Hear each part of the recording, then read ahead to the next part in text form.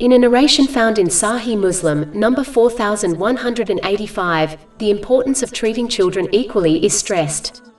In fact, the Holy Prophet Muhammad, peace and blessings be upon him, even indicated that if a parent desires to be honored by their children equally, they should treat them equally.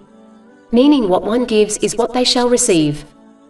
Therefore, parents should not make the mistake of publicly preferring one child over another, as this only leads to enmity and fractured relationships.